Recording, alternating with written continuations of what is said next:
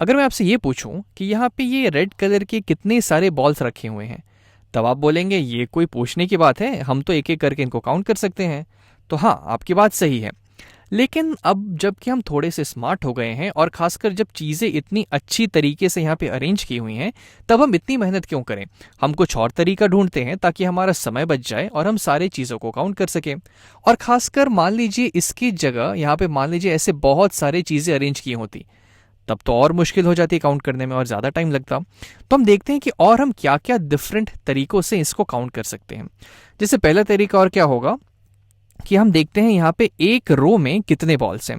तो 1 2 3 4 5 6 7, यहाँ पे एक रो में मुझे 7 बॉल्स दिख रहे हैं। ठीक है, और ऐसे मेरे पास टोटल कितने रोज हैं? तो ये हो जाएगा मेरा पहला रो, ये हो गया मेरा पहला रो, दूसरा रो, तीसरा और चौथा। टोटल 4 रोज है मेरे पास, तो मैं इसको 4 से मल्टीप्लाई कर दूंगा तो इतने बॉल्स मुझे मिल जाएंगे। 7 टाइम्स 4 यानी कि 28। या फिर इसको ऐसे समझ लें, अगर मैं इसको ऐसे आपको समझाना चाहूं तो इसको मैं ऐसे पहले हटा के मान लेते हैं कि इस तरफ से काउंटिंग करते हैं 1 2 3 4। अब यहाँ मेरे पास एक कॉलम में 4 बॉल्स रखे हुए हैं, तो मैं इसको कर देता हूँ 4।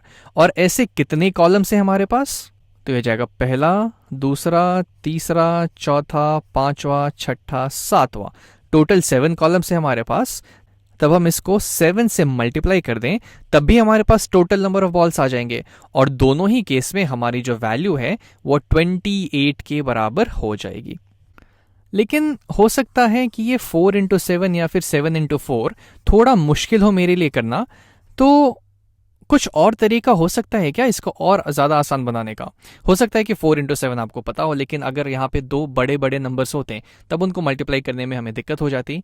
तो देखते हैं और किस तरीके से हम यहाँ पे इस टोटल नंबर ऑफ बॉल्स का पता कर सकते हैं। एक तरीका ये दिख रहा है कि मैं इस टोटल 7 कॉलम्स को अलग अलग करके ऐड करूं। जैसे कि मान लेते हैं इन 7 कॉलम्स में से मैं ये 5 कॉलम्स यहाँ से कुछ यहाँ तक 5 कॉलम्स यहाँ पे पहले ले लूँ, और फिर बचे 2 को मैं अलग से फिर बाकी 2 को ले लूँ, बाकी 2 कॉलम्स को ले लूँ। यानी कि बेसिकली मैंने क्या किया है, ये 4 तो हमारा ज्यों का त्यों ही गया। इस 7 को मैंने 5 + 2 में ब्रेक कर दिया है। 5 प्लस ये वाला 2, 5 + 2 में ब्रेक करके लिख दिया है। अब अगर मैं आपसे ये पूछूं कि यहाँ पे इन पांचों कॉलम्स में टोटल कितने बॉल्स हैं, इन पहले 5 कॉलम में कितने बॉल्स होंगे, तो आप सीधे कहेंगे कि 4 बॉल्स हमारे एक कॉलम में हैं, 4 बॉल्स एक कॉलम में, और ऐसे हमारे पास टोटल 5 कॉलम्स हैं। तो हम इसको 5 से मल्टीप्लाई कर देते हैं।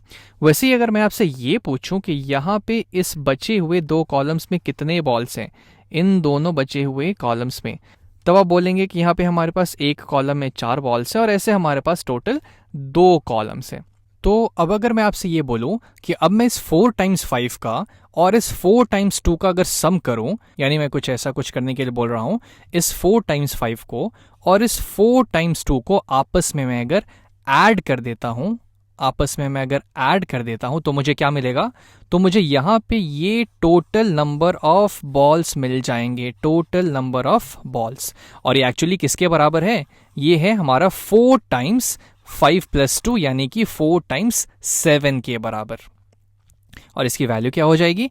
तो ये हो जाएगा हमारा 4 5 = 20, 4 2 = 8, तो इसकी वैल्यू आ गई 28 के बराबर। फिर से इसी चीज को हम मैथी भाषा में डिस्ट्रीब्यूटिव प्रॉपर्टी ऑफ मल्टीप्लिकेशन बोलते हैं।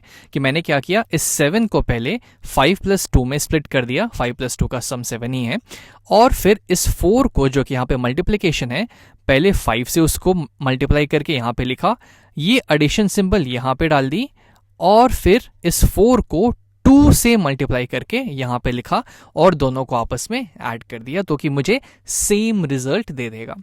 अब आप बोलेंगे ये तो खैर बहुत सिंपल था, हमें इतनी मेहनत करने की क्या ही ज़रूरत है। तो जैसे मान लेते हैं हम यहाँ पे कुछ थोड़ा सा बड़ा एग्जांपल ले लेते हैं। जैसे कि अगर मुझे 6 को 36 से मल्टीप्लाई करना है। अब 6 को 36 से मल्टीप्लाई करने के लिए हम कर सकते हैं, लेकिन थोड़ा लंबा प्रोसेस हो जाएगा। तो मैं क्या करूंगा, 36 को किसी 2 नंबर्स में स्प्लिट कर लूंगा जिसका सम 36 ही आता है। यानी कि मैं इसको ऐसा कुछ लिख देता हूँ, 6 टाइम्स 36 को मान लीजिए हम कर देते हैं 30 + 6 में। इसमें हम इसको तोड़ देते हैं। अब डिस्ट्रीब्यूटिव प्रॉपर्टी जो हमने यहाँ देखी, इसको हम क्या करेंगे कि 6 को पहले हम 30 से मल्टीप्लाई करेंगे, ये दोनों 6 टाइम्स 30, और फिर इस 6 को इस 6 से मल्टीप्लाई करेंगे, 6 टाइम्स 6, और चूंकि दोनों एडेड हैं तो हम यहाँ पे एक एडिशन सिंबल डाल देंगे, यानी कि हम दोनों को ऐड कर देंगे। अब यहाँ पे मल्टीप्लिकेशन भी है और एडिशन भी है, तो हम इसको सेपरेट कर लेते हैं कि पहले हम मल्टीप्लाई करेंगे और फिर इन दोनों को आपस में ऐड कर देंगे। तो इसकी वैल्यू क्या आ जाएगी, 6 टाइम्स 30, यानी कि 6 टाइम्स 3 टाइम्स 10, 6 टाइम्स 3 होता है 18, 18 टाइम्स 10 हो जाएगा 180, प्लस 6 टाइम्स 6 हो गया 36। अब 180 प्लस 36 क्या होगा, तो 180 प्लस 30 हो जाएगा मेरा 210, 210 प्लस 6 हो जाएगा 216 के बराबर। तो हमने देखा कि कैसे हम डिस्ट्रीब्यूटिव प्रॉपर्टी का यूज करके अपने मल्टीप्लिकेशन को और आसान बना सकते हैं, और एक खासकर आपकी मदद में तब आएगा ज़्यादा से ज़्यादा जब ये नंबर्स और बड़े होने लगेंगे।